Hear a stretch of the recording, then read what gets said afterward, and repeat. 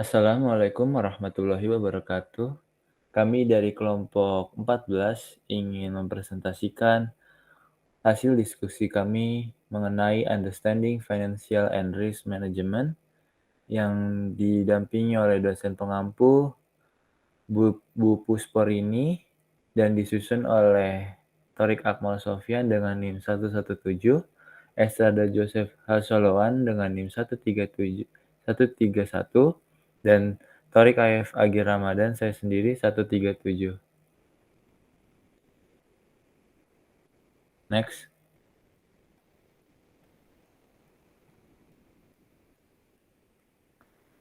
Di sini kita ada pendahuluannya.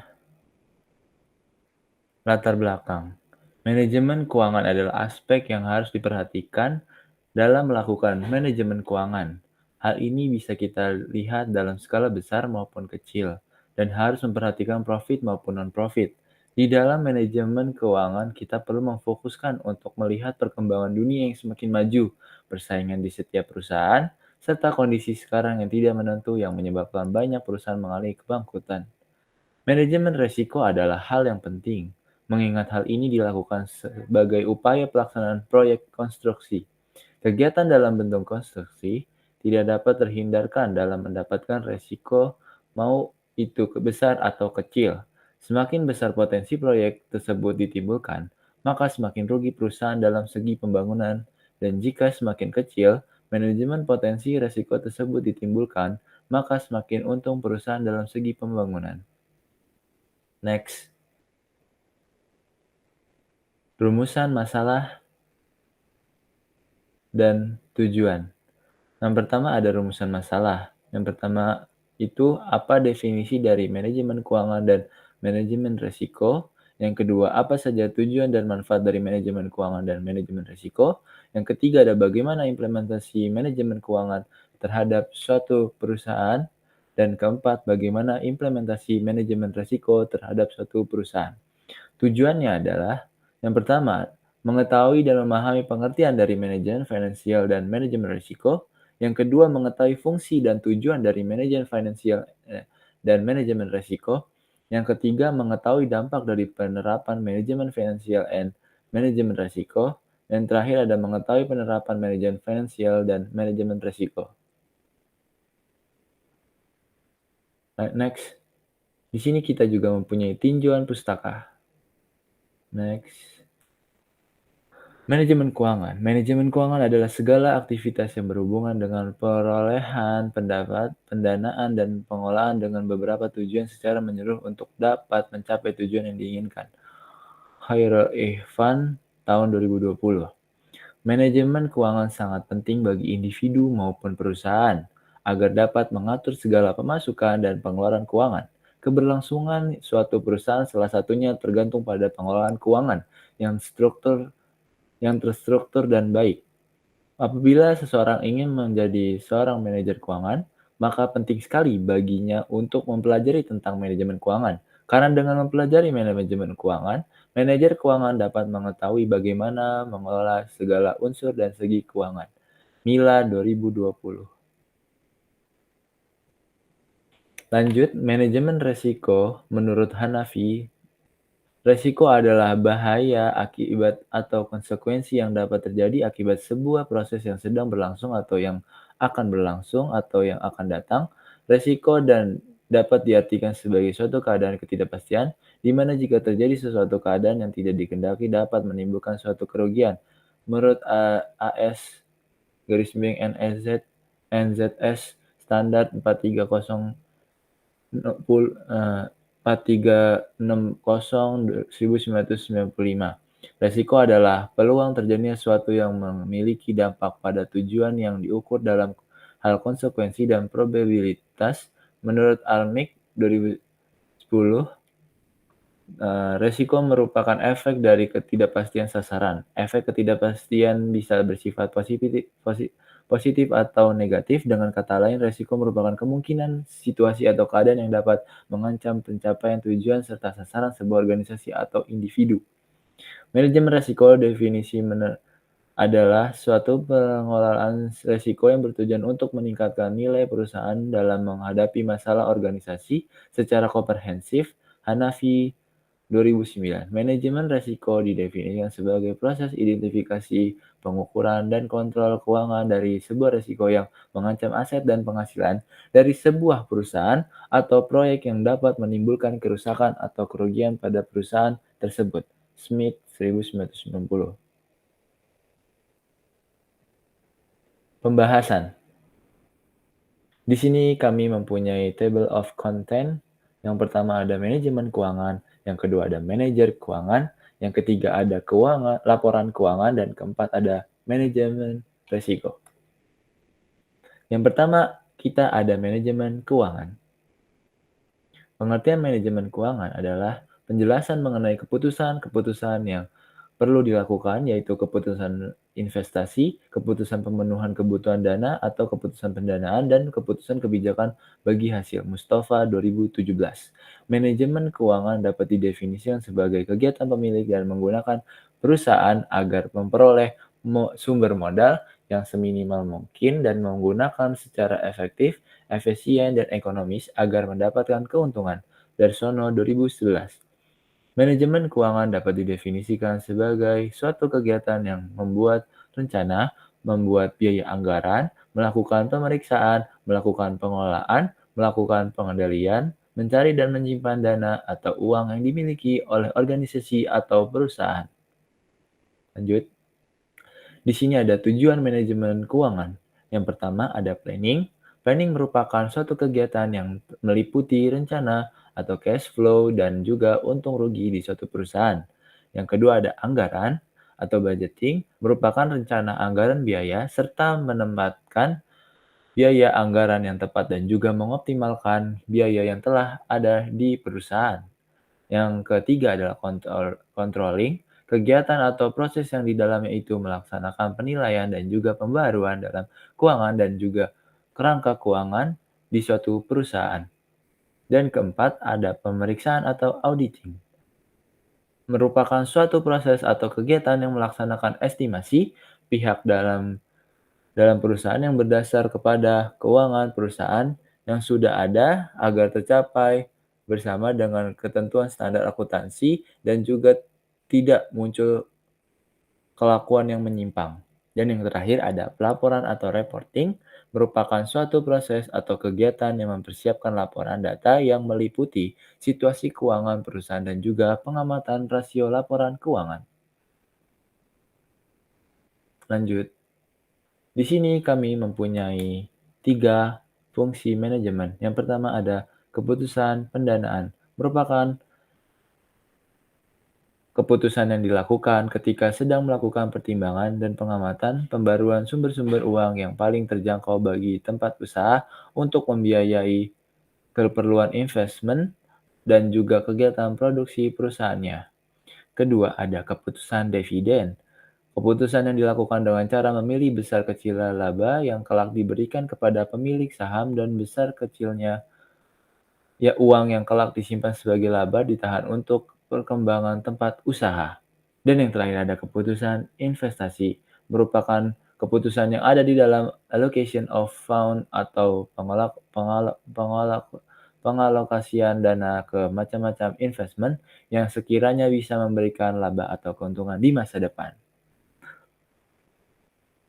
Next. Selanjutnya akan dijelaskan oleh rekan saya. Silakan. Selanjutnya itu prinsip-prinsip manajemen keuangan ya.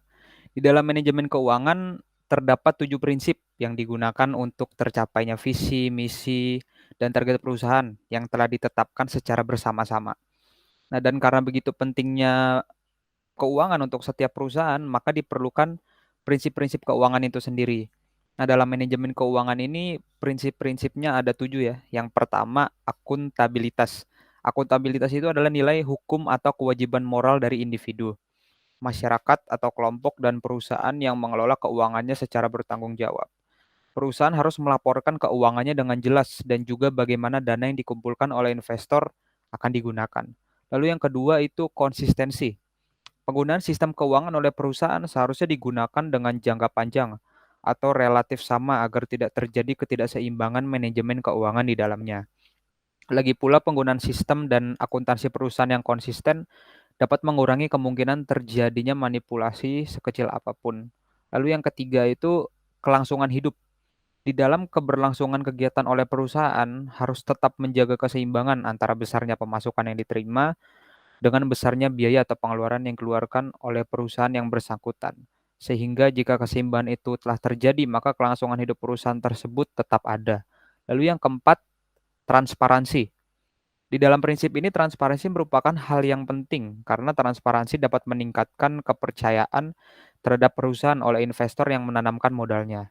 Transparansi yang dimaksud ini ialah pengelolaan keuangan secara terbuka dan jelas, sehingga kecil kemungkinan kecurangan seperti penggelapan dana, sehingga hal tersebut bisa menimbulkan kecurigaan. Lalu kemudian yang kelima, itu standar akuntansi. Prinsip standar akuntansi harus digunakan untuk menggunakan metode atau sistem yang mudah agar dapat dipahami oleh pihak-pihak yang membutuhkan seperti investor. Dan sebaiknya menggunakan format baku yang sesuai dengan negara asal perusahaan. Kemudian yang keenam itu integritas. Integritas harus tertanam di setiap individu yang ada agar dalam kegiatan manajemen keuangan tidak terjadi kecurangan yang dapat merugikan perusahaan. Dan juga laporan keuangan yang dilaporkan harus diselesaikan dengan jelas dan akurat yang sesuai dengan standar akuntansi. Kemudian yang terakhir yang ketujuh, itu pengelolaan. Kewajiban dan rasa tanggung jawab dalam mengelola keuangan yang ada dengan sebaik-baiknya itu merupakan tugas dari perusahaan dalam tahap pengelolaan. Sehingga kebijakan penting karena hal tersebut ialah andil dari hasil yang investor harapkan. Ya, next. Kemudian nilai waktu uang atau time value of money. Pengertian nilai waktu uang. Nilai waktu uang atau bisa disebut sebagai time value of money adalah suatu ide penghitungan nilai uang yang berdasar dari waktu. Ide ini diterapkan sebab value nominal uang pada masa ini bisa tidak sama dengan nilai nominal uang di masa depan. Oleh karena itu, bisa kita katakan bahwa fungsi dari uang itu sendiri diubah dari waktu. Kemudian manfaat nilai waktu uang. Sejatinya konsep time value of money adalah metode penghitungan ekonomi yang sangat diperlukan guna merencanakan keuangan masa depan. Pada umumnya konsep ini diterapkan dalam pengelolaan keuangan perusahaan. Dengan begitu, seorang manajer keuangan sangat dianjurkan untuk memahami dalam mengambil keputusan finansial, seperti menjalankan investasi pada sebuah aktiva, serta mencari sumber dana pinjaman. Kemudian manfaat nilai waktu uang bagi investor. Nah, bagi investor nilai waktu uang digunakan untuk mempertimbangkan keputusan investasi. Nah, dalam mempertimbangkan keputusan investasi, investor pasti akan mempertimbangkan inflasi, suku bunga, risiko, serta tingkat pengembaliannya. Nah, kemudian yang kedua bagi pelaku bisnis atau perusahaan. Nah, bagi pelaku bisnis atau perusahaan, nilai waktu uang digunakan untuk menyesuaikan arus kas atau cash flow, yaitu dengan menyusun anggaran dasar. Nilai waktu uang juga digunakan untuk membantu menghitung aset real yang mengalami pertumbuhan. Kemudian yang ketiga bagi individu. Nilai waktu usaha atau time value of money ini bisa digunakan untuk mengambil keputusan tentang target ketika berinvestasi maupun ketika menabung. Ya, next. Nah, kemudian ada contoh konsep nilai waktu atas uang. Yang pertama itu present value atau jumlah uang sekarang. Nah, jumlah uang pada saat ini merupakan jumlah nominal sejumlah uang yang dipunyai saat ini dan dapat dibungakan sebagai perolehan jumlah yang lebih besar pada masa mendatang. Nah, rumus kalkulasi present value tersebut yaitu PV sama dengan FV per dalam kurung 1 plus I dikali N. Nah, kemudian yang kedua, future value atau nilai uang masa depan. Future value merupakan jumlah uang yang akan diterima di masa depan dari dana atau harta yang kita investasikan saat ini dan juga dapat ditambah dari bunga. Contoh konsep ini memiliki ciri tersendiri yaitu nilai uang dapat menjadi berlipat-lipat.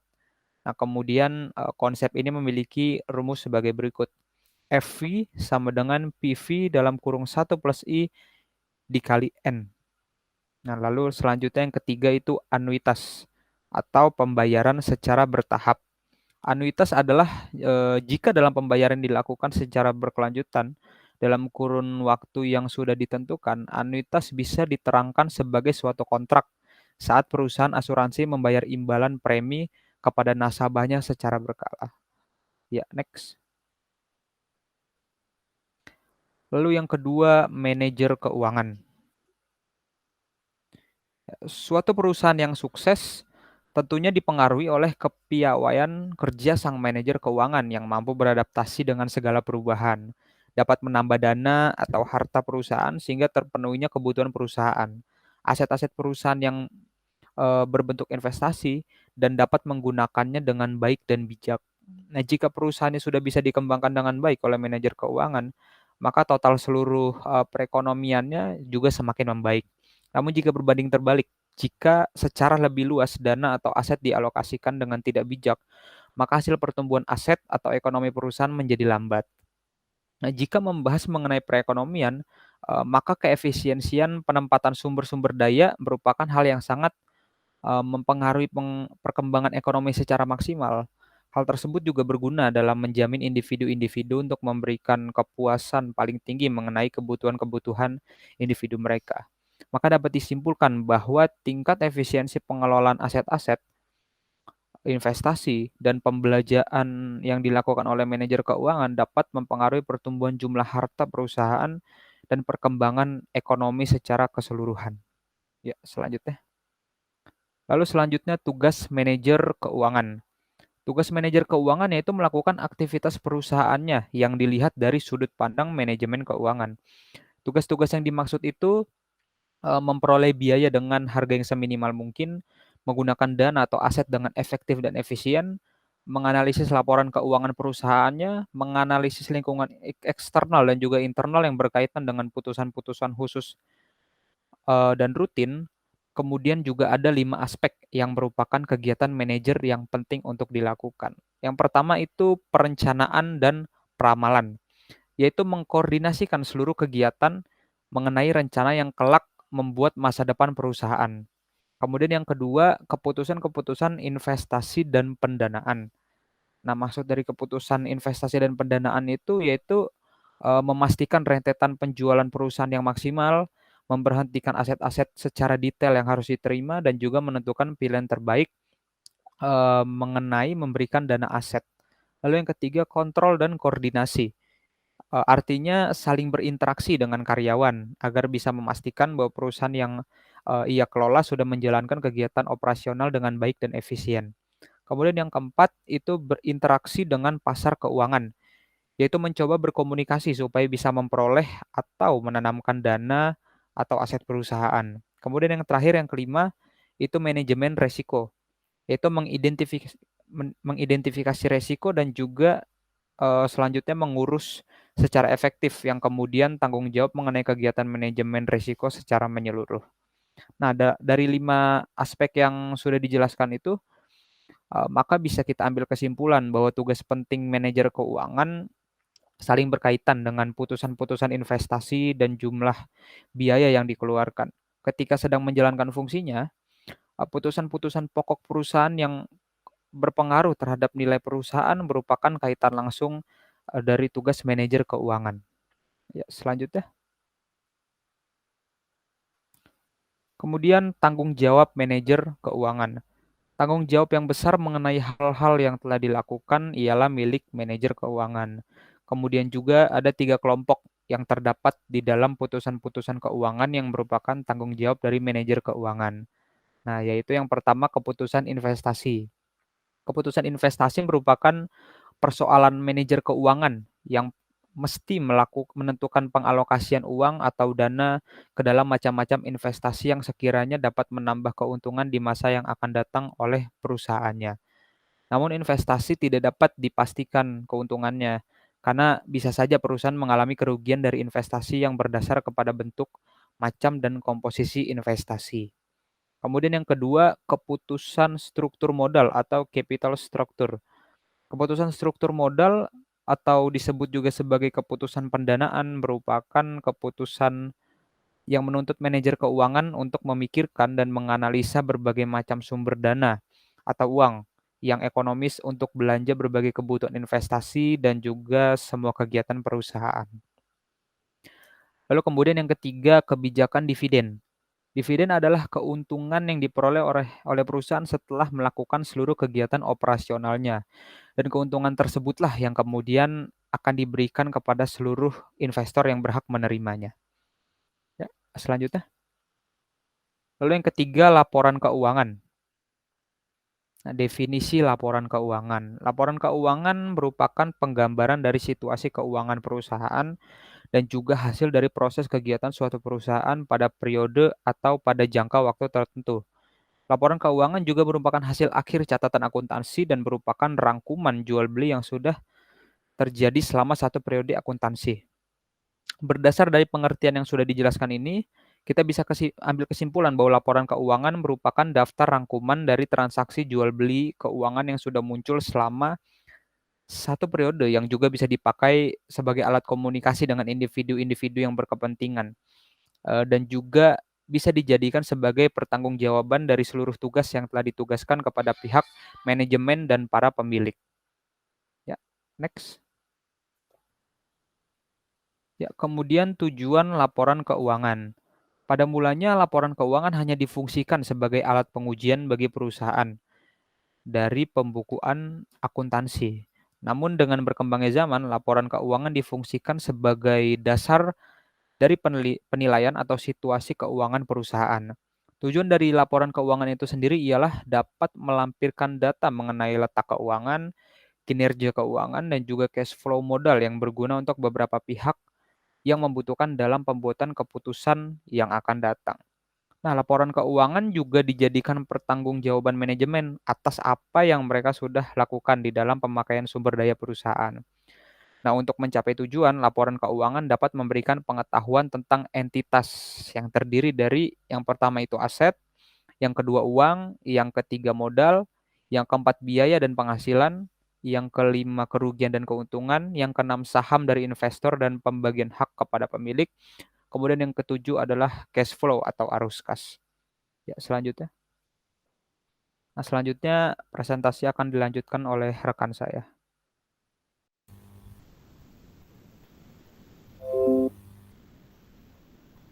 Selanjutnya itu ada analisis rasio keuangan. Analisis rasio keuangan merupakan alat analisa yang dipakai untuk mendapatkan nilai kerja keuangan yang didasari oleh data-data perbandingan pos yang sudah tercantum di dalam laporan keuangan, dan rasio keuangan itu sendiri juga memiliki berbagai jenis macamnya. Yang pertama itu ada liquidity ratio, yang dimana rasio yang merupakan rasio yang dapat menghitung upaya yang dapat dilakukan oleh tempat usaha supaya tercapainya kewajiban keuangan dalam jangka waktu pendek. Kemudian yang selanjutnya itu ada leverage atau solvability ratios, yang merupakan rasio yang memperlihatkan besar kecilnya perusahaan dibelanjai dengan menggunakan kewajiban atau utang. Kemudian yang selanjutnya itu ada activity ratio. Ya, rasio ini merupakan rasio yang dapat memperlihatkan besar kecilnya efisiensi dan efektivitas penggunaan aktivitas perusahaan yang sudah dimilikinya. Kemudian yang selanjutnya itu adalah profitability ratio, yang dimana rasio ini merupakan pengukur kesanggupan tempat usaha memperoleh keuntungan atau laba atas barang atau jasa yang telah dijual, harta yang dipunya, dan juga modal. Kemudian yang terakhir itu ada market value ratio. Rasio ini merupakan penilaian saham perusahaan yang sudah meluncur di masyarakat umum. Kemudian yang selanjutnya itu adalah kinerja keuangan. Kinerja keuangan suatu perusahaan ialah suatu ukuran yang dapat memberikan seberapa berhasilnya manajemen suatu perusahaan dalam menjalankan sumber daya uang yang ada dengan baik. Maka pada dasarnya kinerja keuangan suatu perusahaan dapat diartikan sebagai langkah akhir dari putusan-putusan yang telah dikeluarkan oleh suatu perusahaan yang memiliki tujuan tersendiri. Kemudian yang selanjutnya itu ada biaya modal. Biaya modal dapat diartikan sebagai beban real yang penting untuk dipakai dalam pembiayaan seluruh cash flow suatu perusahaan, yang di dalamnya itu terdapat biaya modal tersendiri dan juga biaya modal pinjaman. Dan hal tersebut memiliki tujuan sendiri yang itu dapat memberikan rasa puas kepada para pemegang saham dan tentunya juga memiliki resiko yang ada di dalamnya. Dan di biaya modal itu sendiri terdapat 4 faktor yang dapat ditentukan, yaitu yang pertama oleh keadaan umum perekonomian. Kemudian dapat juga yang kedua itu ditentukan oleh keadaan pasar saham perusahaan. Kemudian yang ketiga itu dapat ditentukan oleh putusan-putusan yang dibuat oleh perusahaan yang bersangkutan dan juga seluruh biaya yang telah dikeluarkan oleh perusahaan tersebut. Kemudian yang terakhir itu ada total biaya yang diperlukan di dalam investasi baru. Kemudian yang selanjutnya itu ada manajemen resiko. Pengertian dari manajemen resiko, yaitu upaya untuk mengidentifikasi, menganalisis, dan mengendalikan risiko dalam semua aktivitas atau kegiatan perusahaan untuk meningkatkan efektivitas dan efisiensi, menurut Herman Darmawi tahun 2006. Kemudian juga manajemen risiko merupakan disiplin ilmu yang membahas tentang bagaimana suatu organisasi atau perusahaan menerapkan langkah-langkah untuk memetakan berbagai masalah yang ada dengan menerapkan pendekatan manajemen yang berbeda secara terpadu dan juga sistematis, yaitu dikutip dari Irham Fahmi pada tahun 2010. Dan juga manajemen risiko dapat diartikan sebagai bagian dari implementasi manajemen umum yang mengidentifikasi dan mengantisipasi ketidakpastian pada semua organisasi atau perusahaan. Oleh karena itu, manajemen risiko ini sangat diperlukan untuk mengurangi risiko yang akan dihadapi oleh suatu perusahaan atau organisasi. Kemudian yang selanjutnya itu tujuan dari manajemen risiko. Di dalam manajemen risiko itu terdapat tujuan yang dibagi menjadi dua, yaitu secara umum dan juga secara khusus. Dari yang pertama dulu yaitu secara umum, yaitu untuk mengumpulkan informasi tentang hal-hal yang dirasa akan merugikan perusahaan, sehingga hal-hal tersebut bisa dihindari dengan berbagai perhitungan dan juga pertimbangan yang matang. Dan selanjutnya itu ada secara khusus. Yang pertama itu secara khusus yaitu dengan menyediakan informasi mengenai risiko kepada pihak pemberi regulasi. Yang kedua itu meminimalisir risiko yang kemungkinan menyebabkan kerugian agar perusahaan terus berkembang. Dan yang ketiga itu untuk membuat biaya risk management menjadi lebih efektif dan juga efisien. Dan yang terakhir itu untuk menstabilkan pendapatan organisasi atau perusahaan. Kemudian juga ada manfaat dari manajemen risiko. Yang pertama itu menjamin pencapaian tujuan. Di dalam proses mencapai tujuan, pasti ada banyak ketidakpastian, dan ketidakpastian itulah yang dapat menimbulkan risiko.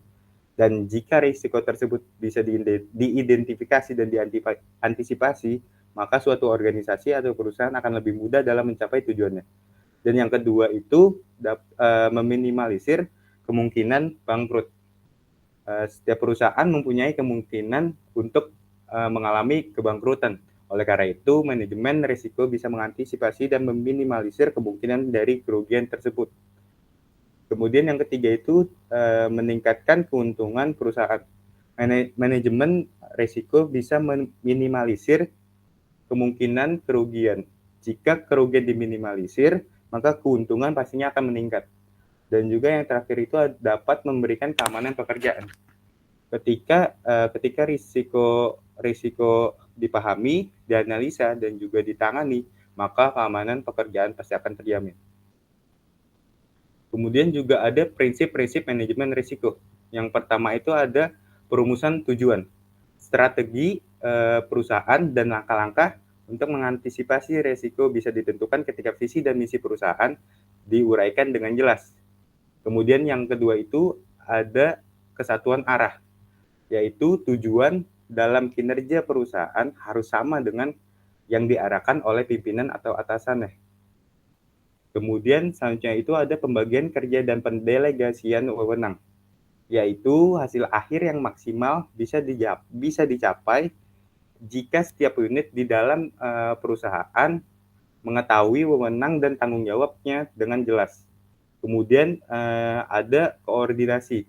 Koordinasi ini merupakan tujuan perusahaan bisa dicapai dengan efisien dan efektif jika pelaksanaan tugas yang terpisah-pisah bisa diintegrasikan dan disederhanakan agar pekerjaan tidak bertumpuk. Kemudian yang terakhir itu ada pengawasan. Tujuan dari pengawasan ini ialah untuk mengukur apakah hasil yang dicapai sudah sesuai dengan perencanaan dan untuk menghindari penyalahgunaan wewenang. Kemudian yang selanjutnya itu ada macam-macam bentuk resiko. Yang pertama itu ada resiko sifat usaha, yaitu setiap bentuk usaha pasti memiliki perbedaan resiko. Contohnya itu usaha yang sebelumnya belum pernah dilakukan pasti memiliki tingkat resiko yang lebih tinggi. Kemudian yang kedua itu resiko geografis, yaitu resiko yang dimana berkaitan dengan bencana alam. Contohnya seperti banjir, kebakaran, dan lain-lain. Kemudian juga ada resiko politik, yaitu resiko yang diakibatkan oleh kebijakan politik, yang dimana kebijakan politik itu memiliki pengaruh terhadap sebuah organisasi atau perusahaan. Dan antisipasi terhadap resiko ini bisa mendatangkan keberhasilan di masa yang akan datang. Kemudian yang selanjutnya itu ada resiko ketidakpastian, yaitu resiko yang dimana resiko yang tinggi terdapat di dalam suatu ketidakpastian. Karena ketidakpastian pasti akan menyebabkan terjadinya spekulasi. Kemudian yang terakhir itu ada resiko persaingan, yang dimana setiap perusahaan dengan jenis usaha yang sama akan mengalami persaingan satu sama lain. Kemudian yang selanjutnya itu ada langkah-langkah manajemen resiko. Yang pertama itu, langkah pertamanya itu ialah reidentifikasi resiko, yaitu perusahaan mengidentifikasi bahaya yang dapat dilakukan dengan menggunakan daftar periksa, dan perusahaan membutuhkan cara yang sistematis untuk mempelajari semua aspek. Cara pertama yang dapat dilakukan ialah dengan kuesioner analisis, yaitu manajer resiko harus meneguhkan bahwa laporan penting tentang aset dan kinerja perusahaan tidak dilupakan. Kemudian yang kedua itu dengan cara metode pelaporan keuangan. Metode ini dilaksanakan dengan cara mengkaji informasi keuangan, yaitu neraca, laporan laba rugi, dan laporan keuangan lainnya. Kemudian yang selanjutnya itu ada metode peta aliran. Metode ini menjelaskan seluruh rentetan kinerja perusahaan dari dalam hingga dari luar. Kemudian daftar periksa potensi kerugian dipakai di dalam transaksi yang ditunjukkan pada diagram alir untuk menentukan kerugian yang dihadapi oleh perusahaan. Kemudian yang keempat itu ada dengan cara metode verifikasi di tempat, yaitu metode ini digunakan untuk melaksanakan inspeksi secara langsung di tempat kerja. Nah, kemudian pengawasan seorang manajer dapat memberikan wawasan tentang bagaimana fakta-fakta lokal berguna untuk manajemen risiko itu sendiri. Kemudian dapat dilakukan dengan cara interaksi dengan orang luar.